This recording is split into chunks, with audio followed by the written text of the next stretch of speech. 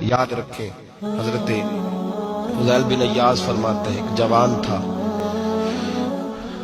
مسجد میں آیا، لوگوں سے کہنے لگا روٹی کھلاؤ، کسی نے توجہ نہ کی۔ اس نے کہا میں رب رب بتانے والا ہوں، میری طرف دیکھو تو صحیح۔ کسی شخص نے خیال ہی نہ کیا۔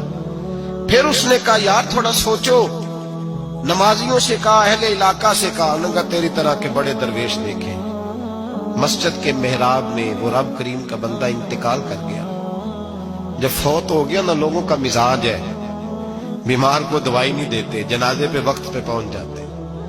جب کوئی گر رہا ہوتا ہے تو سہارا کوئی نہیں دیتا، جب کوئی گر جاتا ہے، ٹانگ ٹوٹ جاتی ہے تو تیمارداری کو زمانہ پہنچ جاتا ہے۔ اور بزرگ وہ نوجوان اللہ کا نیک بندہ مسجد کے محراب میں فوت ہو گیا۔ حضرت فضیل ابن عیاض کہتے ہیں امام صاحب نے اعلان کیا چندہ دو، کوئی لاوارث فوت ہو گیا، کفن دینا۔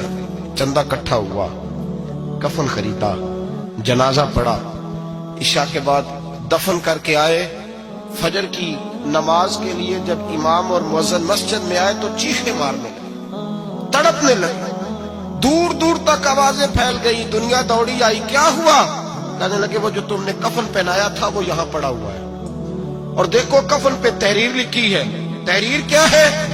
عرش کے مالک نے فرمایا میرے دوست نے روٹی مانگی، تم نے دی نہیں، اس نے تمہیں میرے قریب کرنے کے لیے اپنی طرف توجہ کرائی، تم نے کی نہیں، اور میرا یار تمہارے کفن کا محتاج تھا، سنبھال کے رکھو اپنا کفن، میں نے اسے جنت کا لباس عطا فرما دیا۔